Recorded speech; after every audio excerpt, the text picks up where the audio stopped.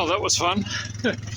Split about a quart of wood after lunch. So, the kiln. Time to check in. Day 8. And still dripping pretty good. We got the humidity. Relative humidity is down below 30. And where are we at? 21.4. All right.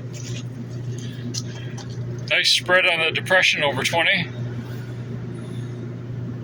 So, one more day. That would make it day 9.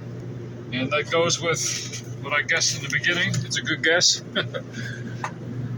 Educated guess. And so, yeah. One more day. It'll be done.